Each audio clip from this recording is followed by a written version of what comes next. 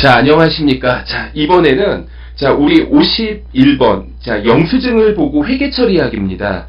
그런데 이 부분은 제가 칠판 강의를 하기보다는 좀 내역을 좀 자세히 보셔야 되기 때문에 이렇게 제가 좀 화면을 통해서 안내를 해드리도록 하겠습니다. 자, 먼저 파트 51번에 보면 영수증 보고 회계 처리하는 게 네 문제가 나와 있습니다. 자, 첫 번째로 우체국에 대한 건데 보니까 이거 등기 국내 우편물을 보냈죠. 자, 우편물을 보내는 경우에는 이 경우에는 통신비로 하는 게 좋겠어요. 차변에 통신비. 자, 차변에 통신비로 하고요. 그리고 이거 뭘로 지급했어요? 현금으로 지급했죠. 그러니까 차변에 통신비, 대변에 현금 이렇게 써주시는 게 좋겠습니다. 자, 그 다음에는 2번을 보도록 할게요. 자, 사무실 직원과 식사한 것에 대해서 나옵니다. 자, 우리 회사 직원들하고 밥을 먹으면 복리후생비가 되죠. 그러니까 이런 간이영수증은 아무래도 현금을 지급했을 겁니다. 차변에 복리후생비, 대변에 현금. 자, 45,000원씩 적어보시면 되겠습니다. 자, 그 다음에는 3번 문제로 한번 넘어가 볼게요. 3번. 보니까 상호가 이렇게 나오고 이렇게 이제 내역이 나오는데 그 내역을 보니까 명함이 있고 출력 이렇게 나와 있죠. 명함과 출력에 대한 내용들이 나와 있습니다. 명함하고 그다음 출력하는 거 복사하고 이런 거는 이런 얘들은 도서 인쇄비로 하면 되겠죠. 그래서 도서 인쇄비 차변에 8만원, 대변에 이것도 마찬가지로 현금 8만원 이렇게 써보실 수가 있겠습니다. 자, 그 다음에 4번 보도록 하시죠. 4번. 자, 문제에서 키보드, 마우스, 스피커 이렇게 합쳐서 74,000원을 지출을 했습니다. 그런데 여기에서 보니까 비용으로 처리할 것 이렇게 주어졌죠. 자, 그러면 이거는 소모품비로 할게요. 차변에 소모품비 74,000원, 대변에 현금 74,000원. 자, 이렇게 해보실 수가 있겠어요. 자, 그 다음에는 우리 파트 52번으로 한번 넘어가 볼게요. 자, 파트 52번을 보면 영수증을 보고 회계 처리하는 문제가 나와 있습니다. 그래서 1번을 보면 제품을 판매하면서 운송장을 보냈다. 5,000원 이렇게 나와 있죠. 자, 이렇게 제품을 판매하면서 발생하는 운임은 판매비와 관리비, 운반비로 처리할 수가 있겠어요. 차변에 운반비 5,000원, 대변에 이거 선물로 이미 지급을 했죠. 현금 5,000원. 자, 이런 식으로 가능하겠습니다. 자, 그 다음에 6번, 그 다음에 2번. 자, 법인세에 대한, 법인세가 아니라 정확하게 따지자면, 균등할 주민세 고지서를 받았다. 이렇게 나오네요. 자, 균등할 주민세 고지서를 받고, 현금으로 납부하였다. 그래서 이렇게 이제 세금을 내는 경우에는 세금과 공과 이렇게 처리하면 되겠어요. 총 얼마를 내는가? 보면 납기 내, 납기 후, 이런 식으로 써 있는데, 자, 여기에서 보면, 내역들이 있어요. 자, 내역들이 있고, 자, 문제에서 납부를 하는데, 문제에서 납기 내라고 주어졌죠. 그러니까, 자, 이거 차변에 세금과 공과 8,000원으로 해볼 거고요. 대변에 현금으로 납부했다. 이렇게 써보겠습니다. 자, 그 다음에는 3번 문제 보도록 할게요. 영업부 직원의 지방 출장과 관련한 자료이다. 자, 이렇게 해서 이제 내역이 나와 있는데, 자, 자세히 보니까 서울에서 부산까지 KTX를 타고 갔네요. 자, 이거 지방 출장비는 여비교통비인데, 자, 이거 영수액이 4만원인 거 보니까, 자, 차변에 여비교통비 4만원이고, 여기 현금이라고 써져 있죠. 그럼 대변에 현금 4만원. 이렇게 적어 볼게요. 자, 그 다음에는 우리 파트 53번으로 넘어갑니다. 자, 파트 53번에서는, 자, 이거 매출 세금 계산서를 보고 회계 처리를 하는 거예요. 세금 계산서를 보고. 자, 1번부터 보니까 지금 매출이라고 했죠. 자, 매출을 했는데, 자, 여기에서 보니까 문제에서 단서가 제품을 판매하고 이렇게 나오죠. 그리고 자, 여기에 대해서 대가를 받는데 현금으로 12,000원을 받고 외상으로 120,000원을 받습니다. 자, 그러면 총 132,000원을 받게 되는데, 그러면 차변에 올 수 있는 거, 자, 현금, 자, 12,000원 받으셔야 되겠고요. 그 다음에 외상 매출금 120,000원 이렇게 받아야 되고, 대변에는 공급가액만큼이 매출액이 되죠. 제품 매출 120,000원. 그 다음에 부가세 예수금, 매출을 할 때는 부가세 예수금 12,000원 이렇게 회계 처리를 하실 수가 있겠어요. 자, 그 다음에는 2번 문제 보도록 할게요. 자, 문제에서 이렇게 로컬 LC라고 써져 있는 경우가 있는데, 자, 로컬 LC, 이거는 내국 신용장이라는 뜻입니다. 자, 그리고, 자, 여기에 대한 내역들이 나오는데, 얘도 마찬가지로 제품을 팔았죠. 그런데 영세율 세금 계산서는 여기 세 칸이 영세율이라고 이렇게 써져 있습니다. 자, 영세율이라고 써져 있고요. 자, 이거 150,000원. 자, 타인 발행 수표는 현금으로 처리하죠.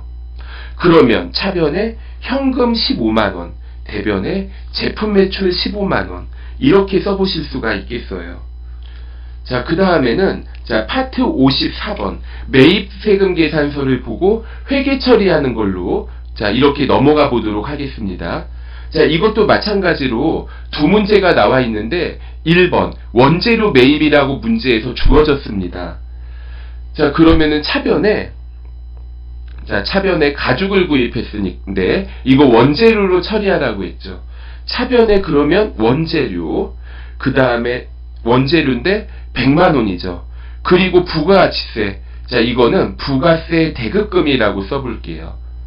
자, 그리고 이거 총 110,000원인데 뭘로 지급하나요? 어음으로 지급하죠. 자, 대변에 그러면 재고자산을 구입하면서 어음을 지급하는 거니까 지급어음이라고 해보겠습니다. 자, 2번 문제, 거래처에 선물할 시계를 구입하고인데 1번과 2번이 차이가 있어요. 자, 1번 원재료는 매입세액을 공제받을 수 있지만 2번 같은 경우에는 거래처에 선물하는 건 접대비거든요. 접대비는 부가가치세 매입세액 공제 혜택을 받을 수가 없습니다. 그래서 이거는 전부 다 접대비로 해야 돼요. 차변에 200,000원, 200,000원 합쳐서 접대비고, 이거 접대비 뭘로 지급하나요? 현금이죠. 차변에 접대비, 대변에 현금 이렇게 써보시면 되겠습니다. 자, 그리고 이제 파트 55번으로 넘어가 볼게요. 자, 신용카드 매출 전표를 보고 회계 처리하는 문제가 이렇게 나왔어요. 자, 1번 문제 보면 문구류를 구입을 했는데 이거 소모품 또는 소모품비로 할 수가 있습니다. 그래서 여기에서는 어떻게 했어요? 비용 처리하라고 문제에서 자, 주어졌어요. 자, 비용 처리하라고 하니까 자, 차변에 자, 이거는 이제 소모품 비로 해야 되는데, 자, 여기에서 보니까 부가치세가 별도로 나와 있죠.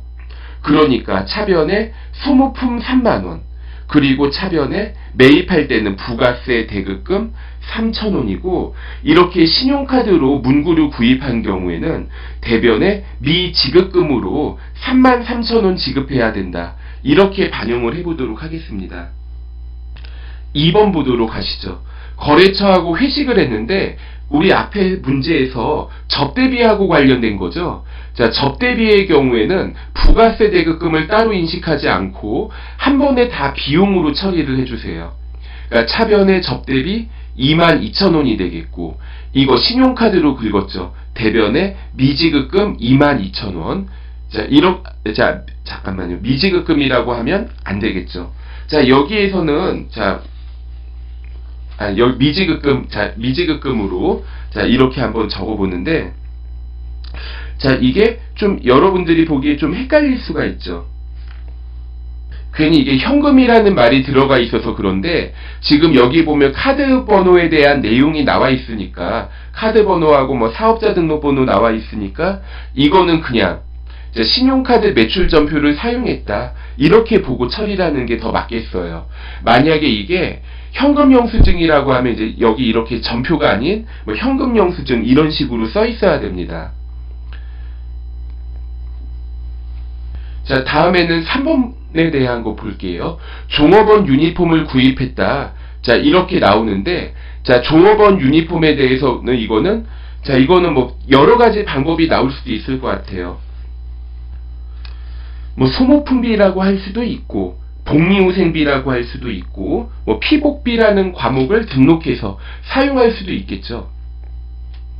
차변에 이거는 매입세 공제가 가능하니까 차변에 부가세 대급금 2만원, 또 차변에 뭐 예를 들어 뭐 소모품비 20만원, 자, 이거 카드로 구입했네요. 그 다음에 대변에 미지급금 그러면 22만원, 이렇게 써볼 수가 있겠습니다.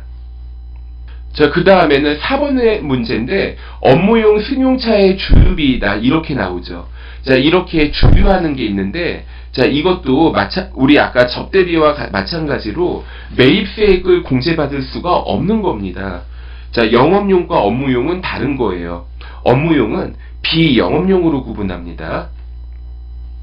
그러면 전부 다 66,000원이 있는데 66,000원을 자, 이거를 차량 유지비로 해주시고요. 대변에는 미지급금 66,000원, 이렇게 써보실 수가 있겠어요. 그리고 다음에는 파트 56번으로 넘어갈게요. 자, 시산표를 보고 자, 기중 회계 처리를 하는 문제가 있습니다. 자, 여기 보면 합계자는 시산표를 주고 자, 6번까지 문제를 만들어 봤는데요. 자, 먼저 1번입니다. 자, 단기매매증권을 600만원을 받고 처분을 해요. 자, 단기매매증권 얼마 있어요? 500만원 있죠. 자, 단기매매증권 500만원짜리를 600만원을 받고 파는데, 자, 처분수수료 10만원을 제외하고 받습니다. 그러면 보통예금, 자, 보통예금은 얼마를 받아요? 590만원을 받죠. 차변의 보통예금 590만원이고, 대변에 단기매매증권 500만원 없어지겠고요. 그러면 500만원짜리를 590만원 받고 파는 거니까 90만원 더 받죠. 이거는 단기매매증권 처분이 90만원, 이렇게 써보실 수가 있겠습니다. 그 다음에 2번 볼게요. 2번, 거래처의 파산으로 외상매출금 100만원을 대손 처리한다고 해요. 자, 외상매출금 100만원이 없어지는데, 자, 이거를 확인할 때는 대손충당금 잔액이 얼마만큼 있는지를 우선 봐야 되죠. 대손충당금 잔액이 60만원이 있는 것이 확인이 됩니다.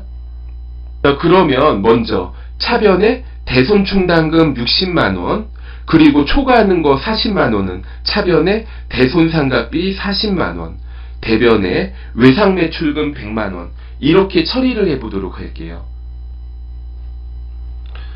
그 다음에 3번입니다. 보유 중인 매도 가능 증권 전액을 현금 2,500만원을 받고 처분하였다. 자, 이렇게 내역이 나오는데, 자, 이 부분은 제가 필기를 약간 해보도록 할게요.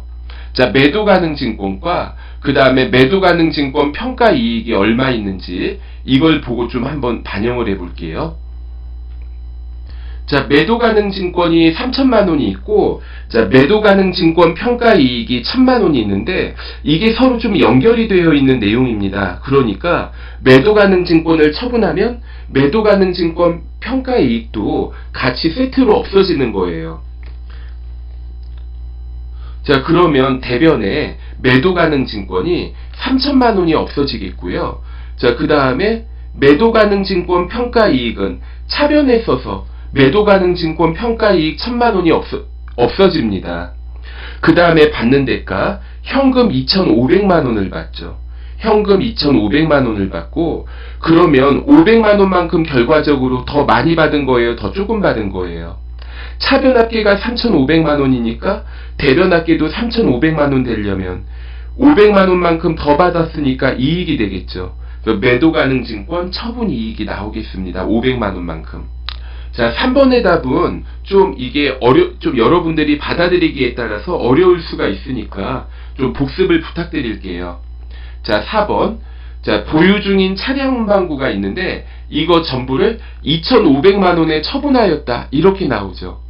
자, 보유 중인 차량 운반구 5천만원이 있고, 감가상각 누계액이 2천만원이 있는데, 차량 운반구를 처분하게 되면 감가상각 누계액도 같이 세트로 없어집니다. 그러면, 자, 먼저 대변에 차량 운반구가 5천만 원이 없어지겠고요. 그 다음에 차변에는 감가상각 누계액이 2천만 원만큼 없어집니다. 그리고 받는 대가 2,500만 원에 처분하였는데 1개월 후에 받는데요. 1개월 후에 받겠다. 이거는 미수금으로 처리해야 되죠. 그러면 우리가 유형자산의 취득원가에서 감가상각 누계액을 차감한 거를 장부금액이라고 불러요. 장부금액이 3천만 원인데 이거를 2,500만 원 받고 처분을 합니다. 그러면 500만 원만큼 적게 받았네요. 유형자산 처분 손실 500만 원. 이렇게 마무리 지어 줄 수가 있겠어요. 그 다음에 5번 한번 보도록 할게요. 5번. 외상매입금은 전액 외화로 된 외상매입금이며 $10,000이다. 외상매입금 전액을 현금으로 상환하였으며 1달러당 1,000원이래요. 외상매입금이 1,000만 원이 있죠. 외상매입금이 1,000만 원이 있는데 외상매입금 1,000만 원을 얼마로 갚는 거예요? 이거를 1,100만 원으로 상환을 하는 이런 이제 상황이 되는 거죠. 그러면 차변의 부채의 감소, 외상매입금이 1,000만 원 없어지겠고요. 대변에는 이거 뭘로 줬어요? 현금. 대변에 현금 1,100만 원이 없어지는 거죠. 그러면 이렇게 외상매입금이라는 부채를 갚는데 100만 원을 더 지급했으니까 100만 원 손해봤죠. 이거는 외환차손으로 써보실 수가 있겠습니다. 외환차손으로 써보실 수가 있겠어요. 혹시 여러분들 교재 해답이 외화환산 손실로 되어 있다면 이거는 잘못됐어요. 외환차손이 맞습니다. 그 다음에 6번 문제 보도록 하죠. 보유 중인 사채를 940만 원을 지급하여 조기 상환하였다. 이것도 사채가 없어지게 되면 사채 할인 발행 차금이 같이 세트로 없어집니다. 제가 좀 별도로 적어보도록 할게요. 그러면 차변에 사채 1,000만 원 없어지겠고, 대변에 사채 할인 발행 차금이라는 부채의 차감 계정이 같이 없어지겠습니다. 그리고 이거 대변에 현금 940만 원 지급하죠. 이거 사채도 마찬가지로 사채에서 사채 할인 발행 차금을 차감을 하면 장부금액이라고 불러요. 장부금액이 950만 원인데 이거를 940만 원만 주고 갚으니까 10만 원 싸게 갚죠. 사채 상환 이익이 되겠습니다. 이렇게 살펴봤고, 그 다음에 파트 57번부터는 제가 이제 다음 강의에서 따로 제공하는 걸로 할게요. 수고하셨습니다.